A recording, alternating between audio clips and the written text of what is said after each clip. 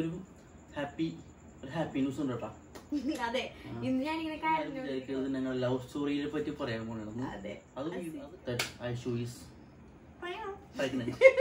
ഒരുത്തിന്റെ മുഖത്തൊക്കെ ചെറിയ പ്രകാശമൊക്കെ വന്ന്, അപ്പൊ അതാണ് happy news. Hello everyone. Welcome to Nas. Aishu. And this is Nia. അപ്പോൾ വീണ്ടും ഒരു ഇൻട്രസ്റ്റിംഗ് കപ്പിൾ ഇന്ററാക്ഷൻ വ്ലോഗിലേക്ക് എല്ലാവർക്കും സ്വാഗതം. അപ്പൊ ഇന്ന് ഒരു കുട്ടി കഥ ചൊല്ലട്ടുമാ. കഥ കേൾക്കുമ്പോൾ നിങ്ങൾ ആരും വിചാരിക്കരുത് ഞങ്ങൾ ലവ് സ്റ്റോറിയെ പറ്റി പറയാൻ പോകുന്നത്. അത് സീക്രട്ടും അല്ല, അത് വരുന്നതാണ്.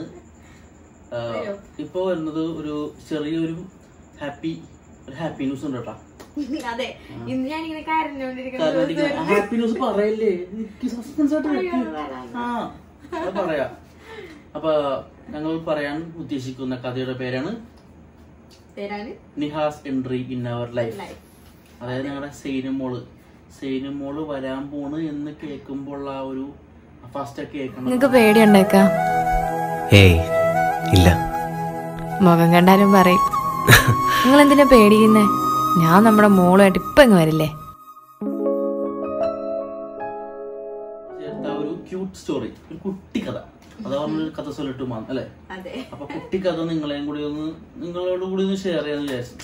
കാര്യം നിഹാന വന്നതിന് ശേഷം നമുക്കുണ്ടായ മാറ്റങ്ങള്, പിന്നെ അങ്ങനെ കുറച്ച് മാറ്റങ്ങളൊന്നും പോട്ടെ, അവൾ വന്നതിന് ശേഷം, അതായത് അവൾ വന്നതിന് മുമ്പുള്ള ആ ഒരു പ്രിപ്പറേഷൻ എന്തൊക്കെയാണെന്നുള്ള ആ ഒരു ചെറിയൊരു cute moments in our life before Niha's entry, alle, and after that good news which we have heard that Aishu is pregnant.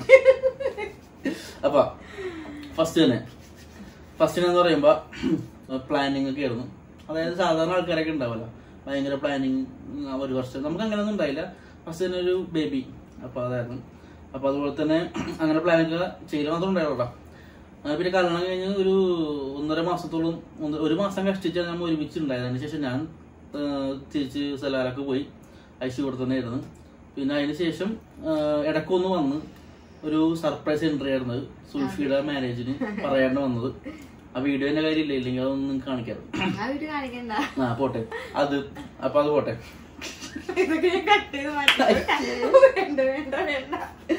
അപ്പൊ ആ സമയം ജസ്റ്റ് 3-4 ദിവസത്തേക്കാണ് ഞാൻ വന്നത്. അത് കഴിഞ്ഞ് പോയി. പിന്നെ അതിനുശേഷം ഞാൻ ഒരു 2018 ഇവളെ സലാലൊക്കെ ഒരു വിസിറ്റിംഗ് വിസ കൊണ്ടുപോയി. അത് ഏപ്രിൽ മാസം അല്ലേ, ഏപ്രിൽ മാസം. അപ്പൊ ഏപ്രിൽ മാസം കൊണ്ടുപോയി. അപ്പൊ അങ്ങനെ അവിടെ നമ്മൾ രണ്ടുപേരും മാത്രമായിട്ടുള്ള അടിപൊളി ഡേയ്സ്, എൻജോയ്മെന്റ് ഡേയ്സ് ഒക്കെ ആയിരുന്നു.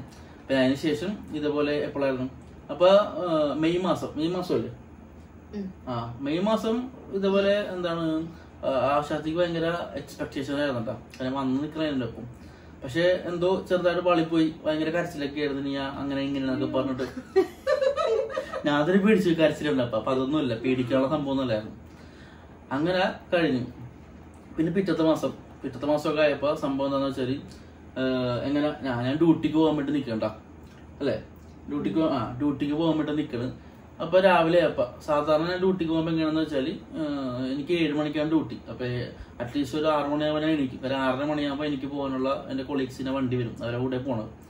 അപ്പൊ 6 മണിക്ക് ഞാൻ എണീറ്റ് സാധാരണ ഡ്യൂട്ടിക്ക് പോകുമ്പോ എങ്ങനെയാ വെച്ചാല്, ഇറങ്ങാൻ നേരത്തെ ജസ്റ്റ് ഞാൻ അവരുടെ നെറ്റിലൊരു കിസ്സൊക്കെ കൊടുത്തിട്ടാണ് പോണത് ഡെയിലി. അപ്പൊ അന്ന് ഇതേപോലെ രാവിലെ ഐശു നോർമലി എണീറ്റ്. അപ്പൊ ഞാനപ്പ ഇവിടെ എനിക്ക് ബ്രേക്ക്ഫാസ്റ്റ് ഒക്കെ എടുത്ത് വെച്ച് ഞാനൊക്കെ അതൊക്കെ കഴിച്ച്. അപ്പൊ ആശാദി ഒരു മൂലക്ക് മാറി കിടക്കണം. അപ്പൊ ഞാനും ചോദിച്ചു എന്തോ പറ്റിയെന്ന് വെച്ചപ്പോൾ പറഞ്ഞു എനിക്ക് ഭയങ്കര സ്റ്റൊമക് പെയിൻ എന്ന് പറഞ്ഞു.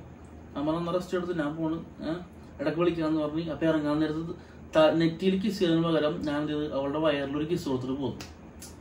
വയറിനകത്തല്ലേ അല്ലേ. അപ്പൊ അത് കഴിഞ്ഞിട്ടാ. അപ്പൊ അങ്ങനെ ഞാൻ ഡ്യൂട്ടിക്ക് പോയി.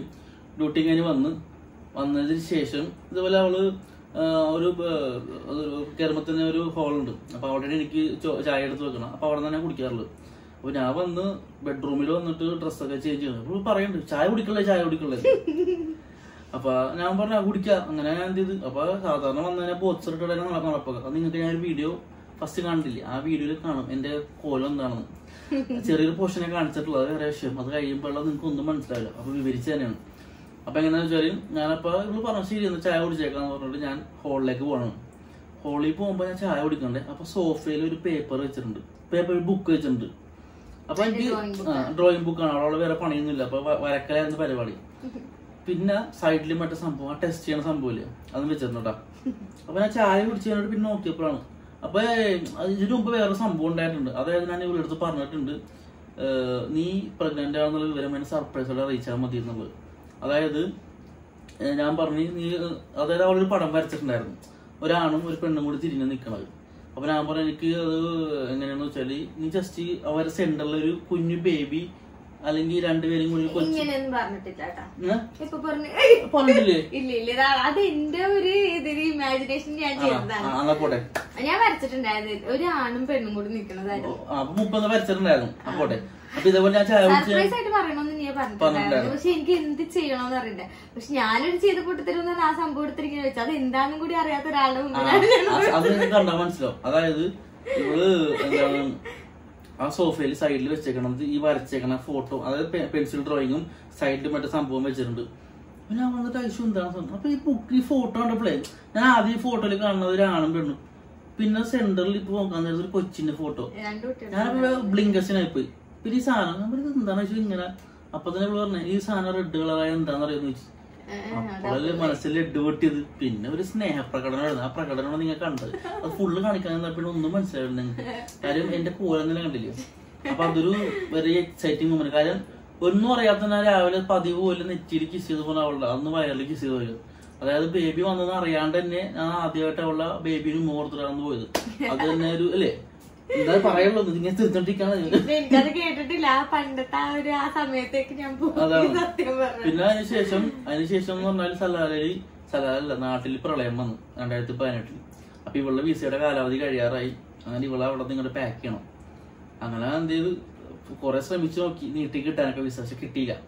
ഒരു 50 റിയാല് 150 റിയാലോളം എക്സ്പെൻസ്, അതായത് ഫൈൻ അടച്ചിട്ട് ഇവളെ എന്റെ അങ്കിളും ഉണ്ടായിരുന്നു. അപ്പൊ അങ്കിളുടെ കൂടെ ഇവളെ ഇങ്ങോട്ട് പാക്ക് ചെയ്തു. പിന്നെ ഇവള് ഇവിടെ കിടന്നിട്ടുള്ള അംഗം വരുന്നത്, അതായത് ഓരോരോ മാസം കഴിയുമ്പോ ഇങ്ങനെ ഓരോരോ അങ്ങനെ ബേബി വളർന്നു തന്നെ ഫോട്ടോ ഇല്ലേ, വയറ് വെറുതെ തന്നെ ആ ഫോട്ടോസ് ഒക്കെ ഇപ്പൊ സൈഡിൽ ഇങ്ങനെ വന്നിട്ടുണ്ടാവും. ഇങ്ങനെ നോക്കിക്കൊണ്ടിരുന്നാൽ മതി. അപ്പൊ അതിങ്ങനെ ആ ഫോട്ടോസ് ഒക്കെ കാണിച്ചു തരുമ്പോൾ പിന്നെ ഇടയ്ക്കിടയ്ക്ക് വീഡിയോസ് കാണിച്ചു തരും. അതായത് നമ്മുടെ നിഹ ഉള്ളിൽ കിടന്ന് ഇങ്ങനെ ചവിട്ടണം പിടിക്കുന്ന വീഡിയോസ് ഒക്കെ. അപ്പൊ അതൊക്കെ കാണുമ്പോൾ അതിന്റെ എക്സൈറ്റ്മെന്റ് ആണല്ലേ. പക്ഷെ ആ വീഡിയോസ് ഇല്ലെന്നല്ലേ. വീഡിയോ ഉണ്ടെങ്കിൽ സൈഡിൽ വരും. കാരണം ഇവളുടെ ഫോൺ ഇപ്പൊ റീസെന്റ് ചേഞ്ച് ചെയ്തത് കാരണം പഴയ ഫോൺ എന്നൊക്കെ പറയുമ്പോൾ ആകെ ഷോ വരും.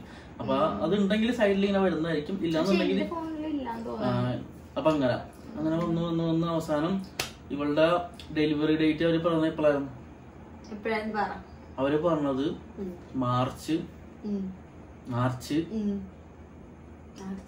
എത്രാം തീയതി? മാർച്ച് 22-ാം തീയതി. ഫെബ്രുവരി അതന്നെ ഫെബ്രുവരി 27th 27-ാം തീയതി പറഞ്ഞു. അപ്പൊ ഇവളുടെ ഡെലിവറിന്റെ സംഭവം നോക്കിയിട്ട് എനിക്ക് ലീവ് എടുത്ത് വരാൻ, കാരണം എന്റെ ഒരു വർഷത്തിൽ ലീവ് ആവാറായി. ആ ഒരു പ്ലാനിലാണ് സംഭവം നടന്നത് ഓർത്തു. അപ്പൊ അവസാനം ഞാൻ തീരുമാനിച്ച് ഫെബ്രുവരി 15-ാം തീയതി വരാമെന്ന് വിചാരിച്ചു. ഫെബ്രുവരി 15-ാം തീയതി വരാമെന്ന് വിചാരിച്ച്. എന്തോ പായത്തിന്റെ 15-ാം തീയതി വന്ന് ഇവിടെ വന്നപ്പോ ആശാദ് നിൽക്കുന്ന വലിയ പയരും കുറിപ്പിച്ചിട്ട് അങ്ങനെ വന്ന് 16-ാം തീയതി ഇവളെ ഹോസ്പിറ്റലിൽ അഡ്മിറ്റ് ചെയ്യണം. അങ്ങനെ 16-ാം തീയതി ഐശുവിനെ ഹോസ്പിറ്റലിലേക്ക് വളരെ മനോഹരമായ യാത്ര അയച്ചു. കൂടെ ഞാനും പോട്ടെ, സോറി. അങ്ങനെ ഹോസ്പിറ്റലിൽ പോയി അങ്ങനെ നമ്മുടെ ഹോസ്പിറ്റലിൽ അഡ്മിറ്റ് ആയി. അങ്ങനെ അന്ന് മൊത്തം ഉള്ളപ്പം പിന്നെ അതുപോലെ അങ്ങനെ ഞാൻ തലേ ദിവസം, അതായത് 17-ാം തീയതി ഇവിടെ ഇതിലേക്ക് കയറ്റുമെന്ന് പറഞ്ഞു. അവര് മരുന്നൊക്കെ കൊടുത്തിട്ട് പ്രസവത്തിന് കയറ്റുമെന്ന് പറഞ്ഞു, ഡെലിവറിക്ക്. അത് ഓർപ്പിക്കാനല്ലേ പറഞ്ഞത്. അങ്ങനെ 16-ാം തീയതി രാത്രി ഒരു 12 മണിയൊക്കെ ആയപ്പോൾ ഞാൻ ഹോസ്പിറ്റലിൽ നിന്ന് പോകുന്ന വീട്ടിലേക്ക്. അപ്പൊ ഒന്നും കഴിച്ചിട്ടുണ്ടായില്ല. അങ്ങനെ നമ്മുടെ ക്ലാസ്സിൽ നമ്മുടെ പിള്ളേര് സുൽഫി അവരൊക്കെ ഉണ്ടായിരുന്നു. അവന്മാരായിട്ട് അവിടെ ചുള്ളിക്കല് റോൾസ് ആൻഡ് ഫ്രൈസ് എന്നൊരു ഷോപ്പിൽ കയറിയിട്ട് എന്ത് ചെയ്യുന്നറിയോ, ഞാൻ അൽഫാം കഴിച്ച് രാത്രി 12 മണിയൊക്കെ ആയപ്പോൾ അവിടെ കടയുണ്ടായിരുന്നു. അൽഫാം കഴിച്ച് ഈ ജൽജീര എന്ന് പറഞ്ഞൊരു ഡ്രിങ്ക് ഉണ്ട്. ആ സാധനം വെള്ളത്തിൽ കലക്കുക, സാധാരണ സോഡയിൽ കലക്കാൻ അതിന്റെ എഫക്റ്റ് ഉള്ളത്. ജൽജീര കലക്കി കുടിച്ചിട്ടില്ലേ ഞാൻ വീട്ടിൽ വന്നു. പക്ഷെ എന്റെ പൊന്നോ 2 മണി 3 മണിക്കൊക്കെ ഞാനും ടോയ്ലറ്റും തമ്മിലുള്ള മലപ്പെടുത്തു വരും. ഒരു രക്ഷയുണ്ടായില്ല, ഒരു പരുവത്തിനായി. വായിക്കൂടും പുറകെ കൂടിയൊക്കെ ഓട്ടി ഭയങ്കര സീനായിരുന്നു. അങ്ങനെ രാവിലെ ഒരു അവശനെ പോലെ ഞാൻ ഹോസ്പിറ്റലിലേക്ക് ചെന്നു. അപ്പൊ ഇവളെ ലേബർ റൂമിലേക്ക് കയറ്റിന്ന് പറഞ്ഞു അല്ലെ.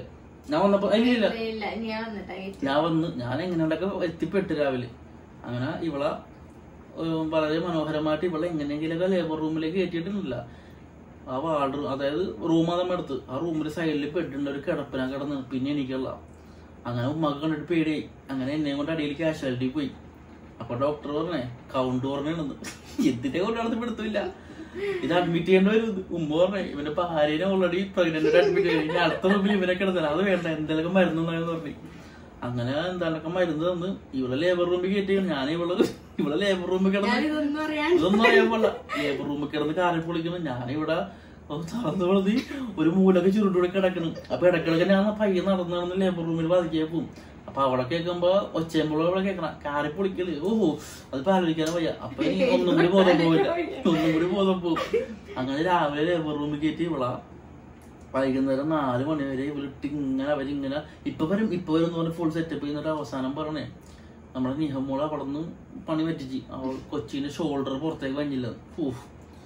പിന്നെ അവര് പറഞ്ഞേ സിസേറിയൻ ചെയ്യേണ്ടി വരുമെന്ന്. പിന്നെ എന്റെ ഉമ്മ പറഞ്ഞ് എന്തായാലും ഇത്ര വേദന സഹിച്ച് ഇനിയിപ്പൊ എന്തിനാണ് സിസേറിയൻ ചെയ്തോളാൻ പറഞ്ഞു.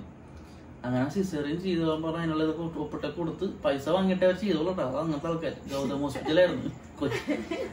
അപ്പൊ അത് പൈസയൊക്കെ പേയ്മെന്റ് ഒക്കെ കൊടുത്ത് ഇതേപോലെ സിസേറിയൻ ചെയ്യാം. പിന്നെ പെട്ടെന്നാവുമല്ലോ. അങ്ങനെ ഒരു ടർക്കിയും പിടിച്ചാൽ വാതിക്കൽ കാത്തിരിക്കണം. ആ ഫോട്ടോ ഇപ്പൊ സൈഡിൽ വരും കേട്ടോ, കൊച്ചിന്റെ വരുവാൻ കാത്തിരിക്കുന്നത്.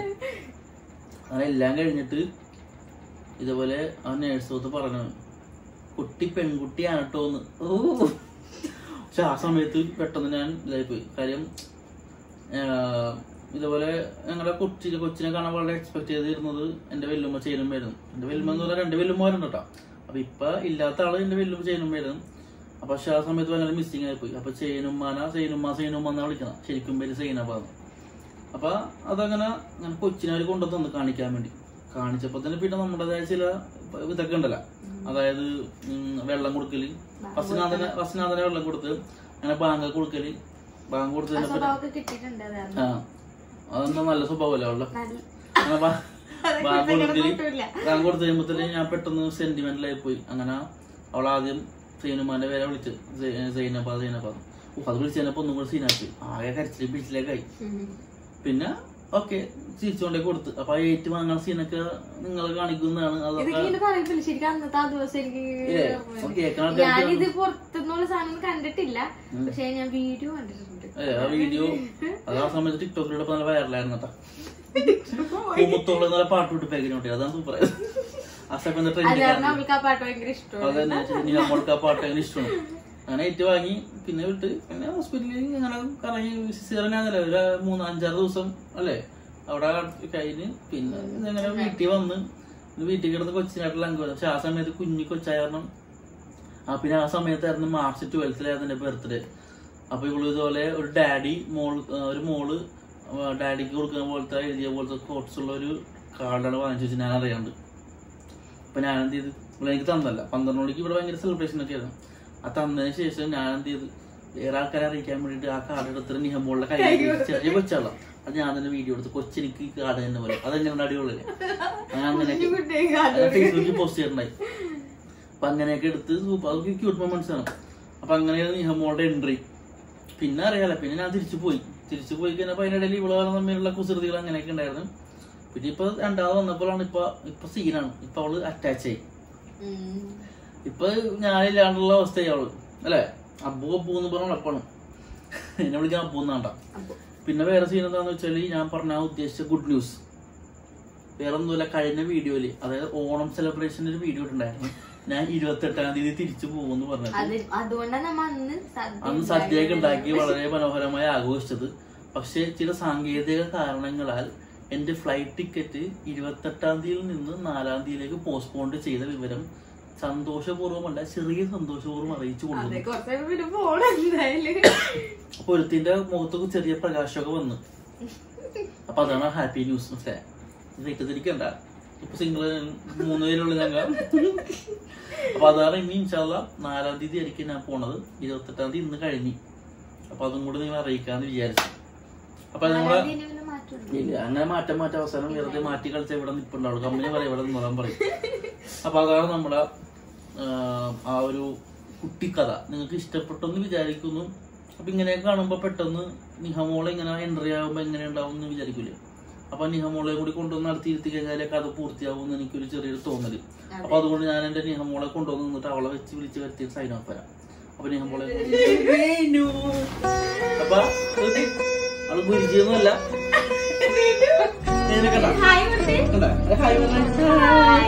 ഇത് നമ്മുടെ ഞങ്ങളുടെ ഉമ്മാനായിട്ട് അവളെ വീട്ടുമാരെ നല്ല കളിയിലായിരുന്നു. ഉമ്മയുടെ തസ്ബിയൊക്കെ എടുത്ത് മാറിയിട്ട് കളിക്കുന്നത്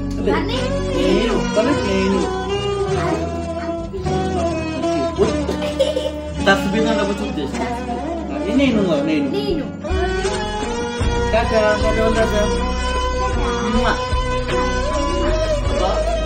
കുട്ടിക്കത് ഇഷ്ടപ്പെട്ടു എന്ന് വിചാരിക്കുന്നു. ഇതുപോലെ ഇൻട്രസ്റ്റിംഗ് സംഭവങ്ങളൊക്കെ ആയിട്ട് വീണ്ടും വരുന്നവരെ ബൈ ഫ്രം. പിന്നെ നിഹ എന്നുള്ള പേര് എന്റെ പേര് നിയാസ്, ഐശ്വര്യ ശരിക്കും പേര് ഹൈറുനിസ എന്നാണ്. അപ്പൊ നമ്മ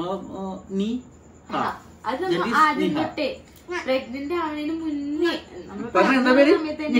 പറഞ്ഞിരുന്നതാണ് അങ്ങനെ നിഹ എന്ന പേരായിരുന്നു. അപ്പൊ അങ്ങനെയാണ് നിഹാമോ എന്നുള്ള പേര് കണ്ടുപിടിച്ചേട്ടാ. അതും കൂടി നിങ്ങൾ മൈൻഡ് അപ്പ് വെച്ചോ. അപ്പൊ അതാണ് നിഹ. Bye bye.